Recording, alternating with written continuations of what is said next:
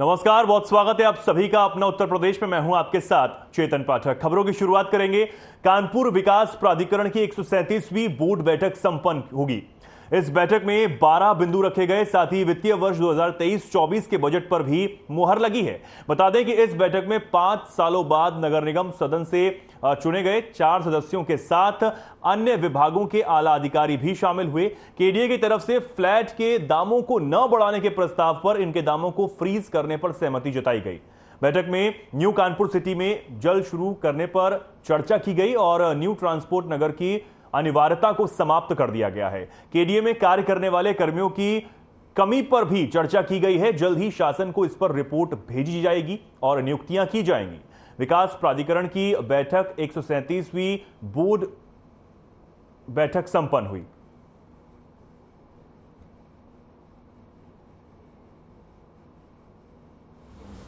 देखा जाए तो सबसे महत्वपूर्ण जो परियोजनाएं जो कानपुर विकास प्राधिकरण के लिए एक बहुत ही महत्वाकांक्षी परियोजना है, न्यू कानपुर सिटी। इस पर्टिकुलर परियोजना के लिए 150 करोड़ रुपया हम लोगों ने वर्गीकृत किया है और इसी प्रकार जो जवापुरम और बिनगवा इन परियोजनाएं जो वर्तमान में चल रहे हैं या उसके जो विकास के लिए प्रस्तावित है, उसके लिए भी हम लोगों ने धनराशि वर्गीकृत किया है। इसी प्रकार जो शहर के जो एंट्री और एग्जिट पॉइंट्स, खासतौर पर जाजमऊ क्षेत्र और पनकी क्षेत्र जो कानपुर देहात से जो एंट्री है, उन क्षेत्र में जो विकास के लिए भी हम लोगों ने एक बड़ा आउटले हम लोगों ने वर्गीकृत किया।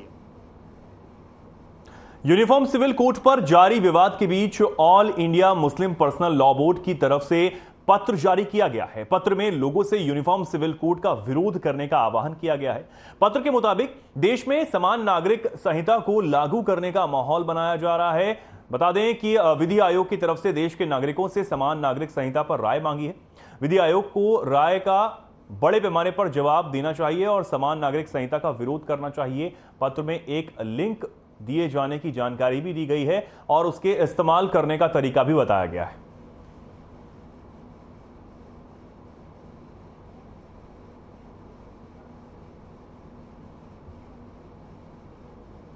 जहाँ तक हमारी अपनी राय का सवाल है तो मेरी अपनी राय यही है कि मुस्लिम पर्सनल लॉ हमारी शरीयत का अटूट हिस्सा है और शरीयत की जड़ और बुनियाद कुरान और हदीस है और हर मुसलमान के लिए लाजमी और ज़रूरी है कि कुरान और हदीस के अहकामात पर अमल करें। और हमारे मुल्क के आइन और कॉन्स्टिट्यूशन ने हर शहरी को अपने मज़हब पर अमल करने की पूरी आज़ादी और न सिर्फ ही की आज़ादी दी है बल्कि उसको फंडामेंटल राइट करार दिया है। और सिर्फ रिलीजन ही नहीं बल्कि कस्टम और ट्रेडिशन तक को एक सेफगार्ड किया गया है कॉन्स्टिट्यूशन में।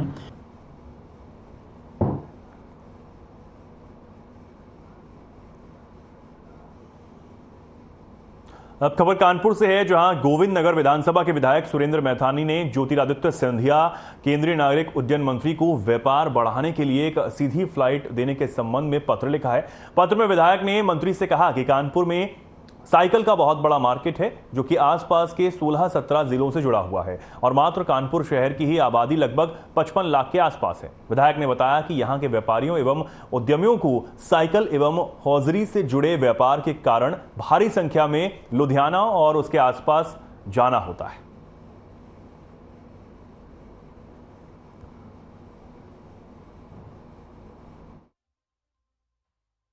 उत्तर प्रदेश के माननीय मुख्यमंत्री योगी आदित्यनाथ जी की विशेष अनुकंपा और कृपा से मेरी विधानसभा क्षेत्र अंतर्गत डबल पुलिया से लेकर लोहारन भट्टा तक नहर पटरी पर नवनिर्मित सड़क का निर्माण किया गया। मेरे आग्रह पर मैं धन्यवाद देना चाहता हूं कानपुर की महापौर आदरणीय प्रमिला पांडे जी को और नगर निगम के समस्त कार्यकारिणी के सदस्यों को, जिन्होंने मेरे आग्रह को स्वीकार किया और इस नई सड़क के मार्ग के नाम को पंडित श्याम बिहारी मिश्र मार्ग के नाम से उसका नामकरण किया। इसके लिए मैं बहुत बहुत आभारी हूं महापौर जी का और कार्यकारिणी सदस्य अपने सभी पार्षदों का।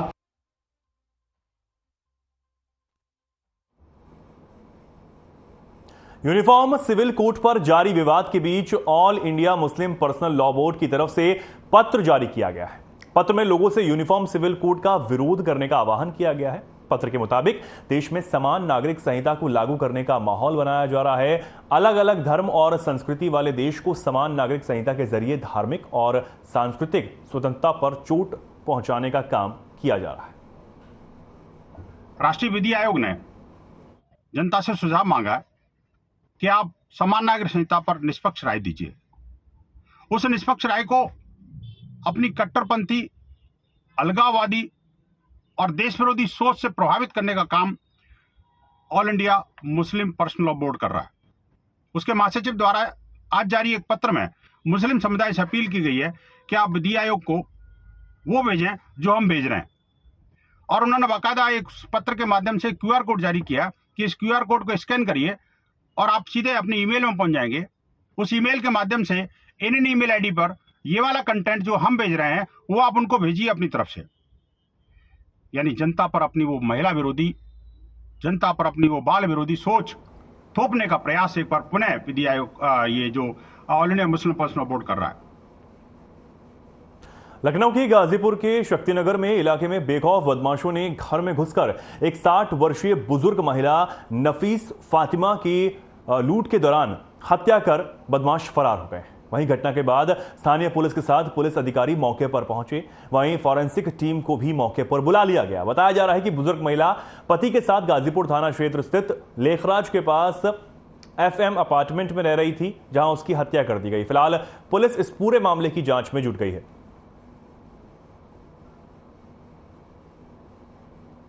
अच्छा वसीम साहब, क्या घटना हुई थी? जब आपको क्या पता लगा और जब आए तो क्या देखा? हमको एक ने फ़ोन किया और ड्राइवर आपको चाहिए। मैंने कहा ड्राइवर चाहिए। सर एक ड्राइवर मेरे पास पहले था, उसका नाम लिया उसने कहा ड्राइवर मैंने पहले भी हमसे कहा था। मेरे नौकरी में अब मेरी नौकरी आ जाएगी, मुझे आने 15 मिनट लगेगा। हमने देखा नमाज टाइम हो गया, नमाज पढ़ गए। फिर फ़ोन आ रहा, फ़ोन उठाएंगे। जब नमाज पढ़ उठते देखा सवाल थे, हमने उसको फ़ोन लगाया। उसने कहा कि आप मुझे पॉलिटेक्निक चौराहे पे आ जाइए। वहाँ जब मैं लेने गया अपने फ़ोन उठाया गए, वो मैं इधर गया और वो लोग घर के अंदर आ गए। ये हुआ इसके अंदर। इतनी देर में सारा काम हो गया, 20 मिनट 25 मिनट कम से जिस तरह साक्ष्य होते हैं उनको कलेक्ट किया जाता है। जब डिटेल बातचीत होती पता चलता है कि इसमें यहाँ पर FM अपार्टमेंट है थाना क्षेत्र गाजीपुर में, और यहाँ पर एक महिला रहती है जिनका नाम नफीस फातिमा है। उम्र इनकी लगभग 60 वर्ष के आसपास है। ये अपने हस्बैंड के साथ रहती थी और ये लगभग 1 से 1.5 के बीच में कुछ लोग आते हैं इनके घर पर, और फिर उसके बाद डोरबेल बजाते हैं। कोई फोर्सफुल एंट्री के साइन हमें अभी नहीं मिले हैं उनके यहाँ। और फिर उसके बाद कुछ सामान घर से गायब मिला है। जो हमारी फील्ड यूनिट है वो भी मौके पर मौजूद है। अब खबर कानपुर से है, जहां घाटमपुर कोतवाली क्षेत्र के रार गांव में संदिग्ध परिस्थितियों में पेड़ पर एक व्यक्ति का शव मिलने से सनसनी फैल गई। स्थानीय लोगों ने पुलिस और परिजनों को इसकी सूचना दी। सूचना पर पहुंची पुलिस ने शव को कब्जे में लेकर पोस्टमार्टम के लिए भेज दिया।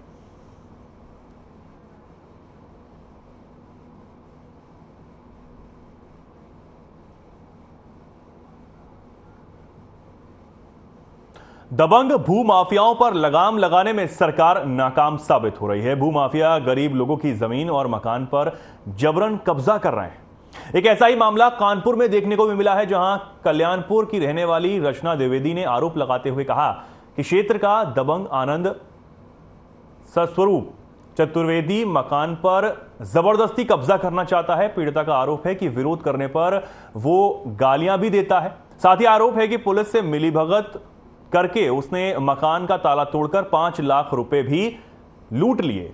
पीड़िता का आरोप है कि हमारी कहीं भी सुनवाई नहीं हो रही।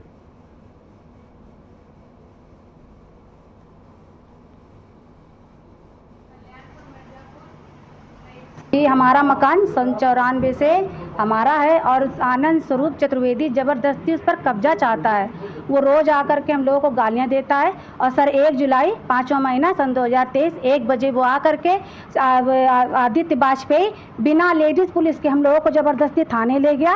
वहाँ ले जाकर हम लोगों से बदतमीजी की और फिर आनंद स्वरूप चतुर्वेदी को उसने छोड़ दिया। यहाँ आकर के उसने हमारे मकान पर ताला तोड़ा और रखा हुआ पैसा हमारा 5 लाख था। सर हम लोग गाँव से गरीब आदमी हैं, खेती बेच करके लाया तो वो लूट ले गया है। बताइए।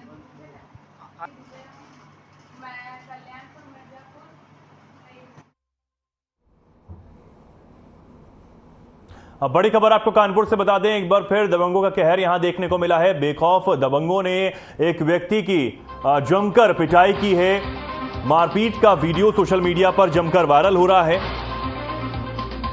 मारपीट करने वालों का नाम निक्कू और अंकुश दीक्षित बताया जा रहा है। कल्याणपुर के 12 सिरोही के ये युवक रहने वाले हैं। कल्याणपुर थाना क्षेत्र के पंकी रोड चौकी का यह पूरा मामला है, जहां एक युवक की जमकर पिटाई की गई है और जिसका वीडियो भी अब सोशल मीडिया पर जमकर वायरल हो रहा है।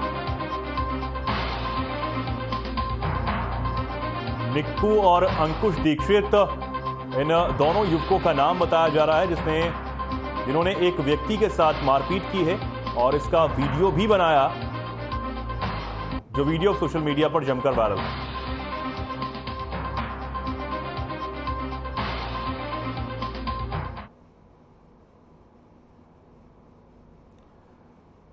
तो ये तस्वीरें आप देख रहे हैं जहां एक व्यक्ति की जमकर पिटाई की गई है। दबंगों ने जमकर एक शख्स की यहां पिटाई की है। अब ये वीडियो सोशल मीडिया पर जमकर वायरल है।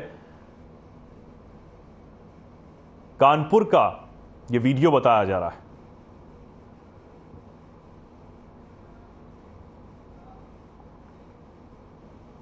साइबर क्राइम क्या है, इससे कैसे बचा जाए, कमिश्नरेट पुलिस ने इससे बचने के उपाय बताए हैं। वर्चुअल वर्ल्ड में साइबर क्राइम की घटनाएं तेजी से बढ़ रही हैं। जरा सी चूक होती है तो फायदा उठाकर साइबर ठग आपको कंगाल कर सकते हैं। बता दें कि साइबर ठग हर बार हर ग्राहक को ठगने के लिए अलग अलग पैटर्न अपनाते हैं। कभी फिशिंग मेल के जरिए ठगी की जाती है तो कभी ओटीपी के जरिए। कानपुर कमिश्नरेट पुलिस द्वारा इससे बचने के लिए जनता को जागरूक किया जा रहा है। सहायक पुलिस आयुक्त साइबर सेल श्वेता सिंह ने जनता को जागरूक करते हुए बताया कि किसी भी सर्विस प्रोवाइडर का हेल्पलाइन नंबर हमेशा किसी अधिकृत वेबसाइट से ही लें, क्योंकि साइबर अपराधी अपना नंबर किसी न किसी तरह से सर्च इंजन पर अपलोड कर देते हैं। इससे सही सर्विस की जगह लोग ठगों के चंगुल में फंस जाते हैं और साइबर फ्रॉड के शिकार हो जाते हैं।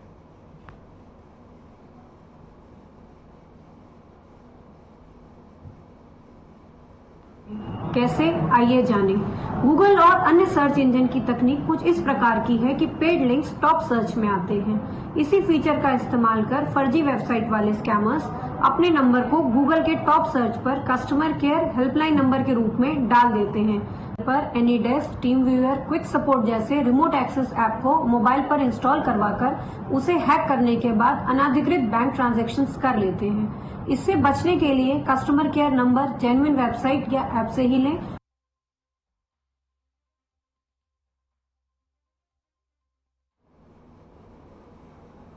महाराजपुर थाना क्षेत्र के अंतर्गत सरसौल पुल का मामला सामने आया है। तेज रफ्तार अनियंत्रित मवेशियों से भरी पिकअप गाड़ी यहां पलट गई। फतेहपुर की तरफ से आ रही एक पिकअप गाड़ी सरसौल पुल पर पलट गई। पिकअप गाड़ी में लदे 11 मवेशियों को ले जाया जा रहा था। वहीं गाड़ी पलटने से 4 मवेशियों की मौके पर ही मौत हो गई।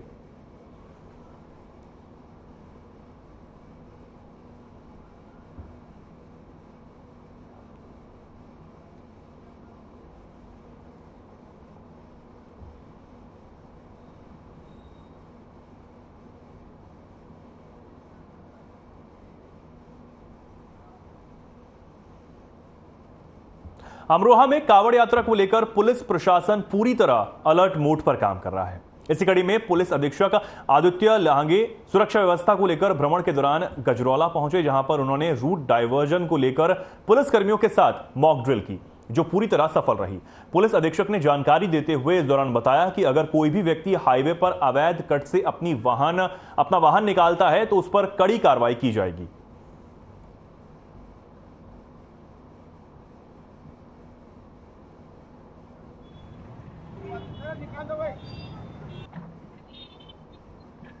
देखिए, कावड़ यात्रा को जो अभी तक पता चल रहा है कि बिजनौर की तरफ एंट्री हो चुकी है कावड़ियों की, तो उसी तरीके से सभी जनपद जो आसपास के जनपद हैं सबसे कोऑर्डिनेट किया जा रहा है। उसी हिसाब से फिर ट्रैफिक डाइवर्जन लागू करेंगे जैसे ही कावड़ दिखना या शुरू होंगे। अभी तक हमारे जनपद में सिर्फ एक ही कावड़ी अभी तक घुसे हैं, उसकी एंट्री धनोरा वाली साइड से हुई है।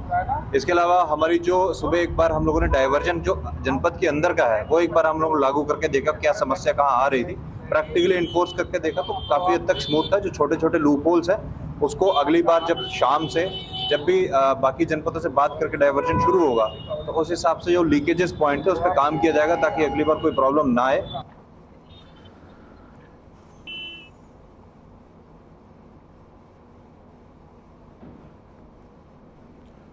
तो सुरक्षा व्यवस्था को लेकर यहां भ्रमण किया गया है। कांवड़ यात्रा को लेकर पुलिस अलर्ट मोड पर है। अमरोहा से खबर आपको बता रहे हैं, जहां पुलिस अधीक्षक ने पुलिस कर्मियों के साथ यहां भ्रमण किया है और व्यवस्थाओं का जायजा लिया गया है। आपको बता दें, कांवड़ यात्रा चल रही है, इसको लेकर ये भ्रमण पुलिस प्रशासन की तरफ से किया गया है।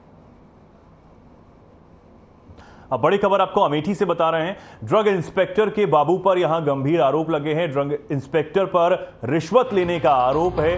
ड्रग इंस्पेक्टर ने मेडिकल स्टोर पर छापा मारा था। जांच के नाम पर यहां रिश्वत ली गई, रुपए लिए गए, ये व्यापारियों का आरोप है। मेडिकल व्यापारियों में आक्रोश देखने को मिल रहा है। ड्रग इंस्पेक्टर को यहां बंधक भी बनाया गया। इसके बाद ड्रग विभाग के खिलाफ जमकर नारेबाजी व्यापारियों ने की है। मौके पर पहुंचे जिला पंचायत अध्यक्ष राजेश अग्रहरी ने मामले को यहां समझा और लोगों को शांत कराया। ये बड़ी खबर आपको बता रहे हैं। मेडिकल व्यापारियों में आक्रोश देखने को मिल रहा है। ड्रग इंस्पेक्टर के बाबू पर यहां गंभीर आरोप लगाए गए हैं और रिश्वत लेने के ये आरोप लगे हैं। जांच के नाम पर यहां रुपए लिए जाते हैं, ये व्यापारियों का कहना है।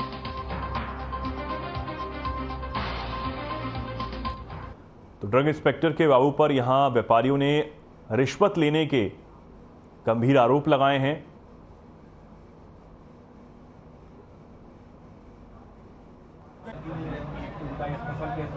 अग्रहरी मेडिकल स्टोर है और उनके लाइसेंस सस्पेंड है 16 जून से। तो उनके यहाँ गया मैंने कि भाई लाइसेंस, बोला दिखाओ। तो लाइसेंस वगैरह दिखाया। मैंने पूछा कि एक सस्पेंड हुआ था, इसका उसमें लिखा हुआ लेटर में कि आप जो है जो भी अभिलेख चाहिए, जो नॉन कंप्लायंसेस है, उसको आप कंप्लाई करके ऑफिस में जमा कराइए। या तो फिर बदतमीजी करने लगे, बोले यही होता है। बाहर से भीड़ इकट्ठा किया है ना, तो गाली गलौज करने लगे। मामला ड्रग इंस्पेक्टर आए, अभी 2 रोज पहले ड्रग इंस्पेक्टर आए थे। हमने अपनी उपस्थिति में लोगों की जांच कराई। उन्होंने कहा शिकायत है, मैंने कहा शिकायतकर्ता को बुलाइए। शिकायतकर्ता किस बात की शिकायत, किसकी जानकारी हम लोगों को मिलनी चाहिए, संघ को मिलनी चाहिए, किस लिए किया। ठीक है, उन्होंने कहा नहीं हम जांच करें, इसलिए हमने जांच उनकी करा दी। आज फिर दोबारा अग्रहरी मेडिकल स्टोर हमारे दुकान पर आए और उन्होंने कहा कि आपकी शिकायत है पोर्टल पर। हमने कहा पोर्टल पर जिसकी शिकायत है शिकायतकर्ता को बुलाए, तब हम जांच करने देंगे, अन्यथा जांच करने नहीं देंगे। आज से 1 महीना पहले मेरे पास DLA ड्रग इंस्पेक्टर आए और उन्होंने कहा आपके खिलाफ जो पोर्टल में जांच शिकायत है। हमने पूछा कि कौन शिकायत किया, कहे ये चीज़ नहीं बता सकते हैं, बस जांच है। और जांच के नाम पे चले गए। और उसके बाद गौरीगंज से फ़ोन आया संजय मौर्य जी का कि आपका जो है जो जांच में जो निकला है उसके लिए आपको 10,000 रुपया देना पड़ेगा, आपका हम हला भला कर देंगे।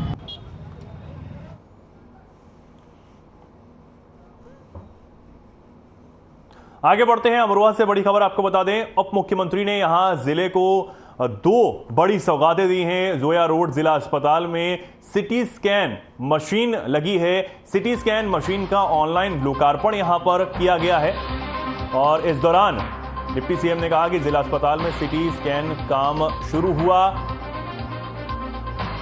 बीजेपी विधायक जिला अध्यक्ष डीएम राजेश त्यागी भी इस दौरान मौजूद रहे। स्वास्थ्य सेवाएं बेहतर करने में सरकार लगी हुई है, ये उप मुख्यमंत्री ब्रजेश पाठक का कहना है। ये बड़ी खबर आपको बता रहे हैं।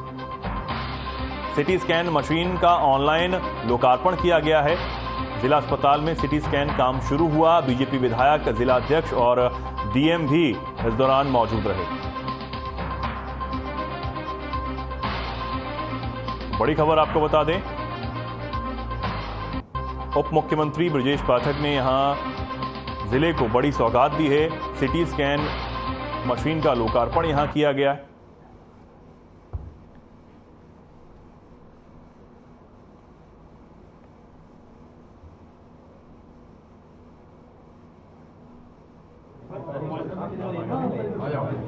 देखिए, सबसे पहले तो मैं जनपद वासियों को हमारी उत्तर प्रदेश सरकार ने स्वास्थ्य विभाग माननीय उप मुख्यमंत्री श्री ब्रजेश पाठक जी ने वर्चुअली इसका शुभारम्भ किया और हम लोग यहाँ पर उपस्थित रहे, इसके लिए बहुत शुभकामनाएं देता हूँ।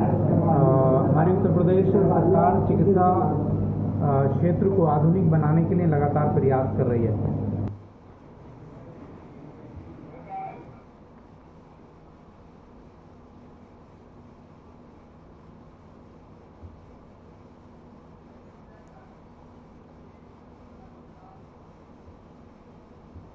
आगे बढ़ते हैं, बड़ी खबर आपको कन्नौज से बता दें। यहां शराब के नशे में धुत एक युवक का हाई वोल्टेज ड्रामा देखने को मिला है। सड़क के बीचों बीच जमकर युवक ने उत्पात मचाया है। मरीज लेने जा रही एम्बुलेंस के आगे शराबी लेट गया। शराबी के उत्पात मचाने का वीडियो भी अब जमकर वायरल हो रहा है। ये बड़ी खबर आपको बता रहे हैं।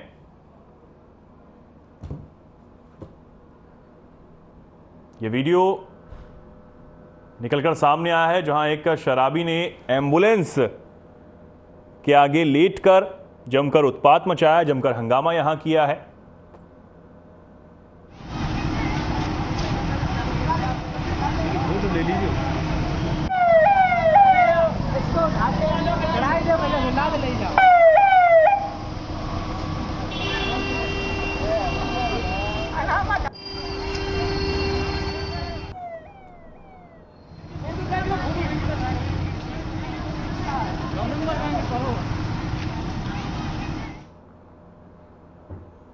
कुशीनगर में बेहद हैरान करने वाला मामला निकलकर सामने आया है, जहां एक युवक को कोबरा सांप ने काट लिया, जिसके बाद उसकी हालत बिगड़ने लगी तो युवक कोबरा को डिब्बे में लेकर परिजनों के साथ अस्पताल पहुंच गया।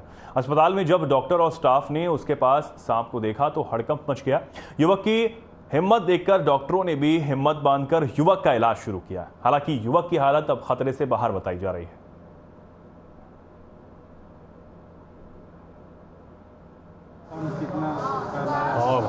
मैं ब्रिज हो रहा था, होते समय पैर के नीचे आ गया।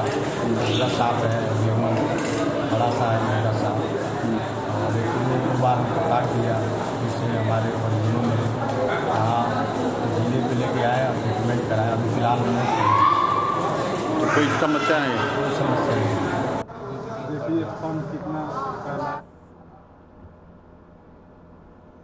लखनऊ के आशियाना थाना क्षेत्र में भारी बारिश के चलते बड़ा हादसा हो गया है। दरअसल भारी बारिश के बीच अचानक यहां सड़क धंस गई।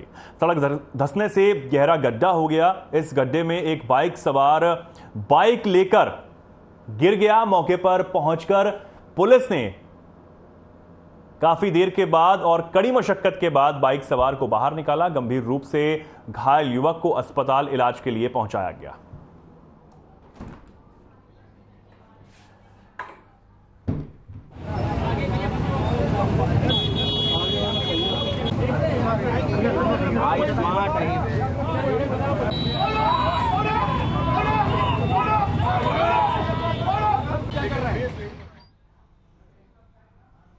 अब खबर ललितपुर से है, जहां नवागंतुक मुख्य चिकित्सा अधिकारी डॉक्टर मोहम्मद इम्तियाज ने पदभार संभालकर अपनी प्राथमिकता बताई।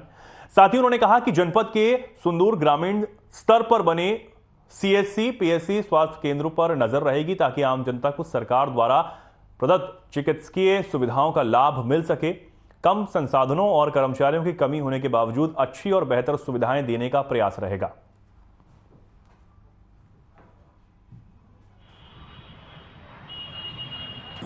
अपनी ओर से कोशिश करना कि 100% वहाँ पे सेवाएं दे सकें, क्योंकि अब हमारे जो विभाग है उसका मूलभूत जो यूनिट है, जो सबसे छोटी यूनिट है, हेल्थ वेलनेस सेंटर है, यदि अगर मैं उसको जो है डेवलप कर लेता हूँ तो जो दूर असेवित लोग हैं, जो कि वहाँ से हमारे जिला अस्पताल नहीं आ पाते हैंगे, उनको ई संजीवनी के माध्यम से जो है स्वास्थ्य सुविधाएँ दिलाते हुए और उनके काफ़ी हम लोग जो है उनका जो कन्वीनियंस है और इन सबको बचाते हुए, उनके समय को बचाते हुए, ताकि वो अपने जो है जीविकोपार्जन के लिए भी समय उनका ना खराब हो, करना मेरी सबसे प्राथमिकता है। तो फिलहाल के लिए खबरों में इतना ही। नमस्कार।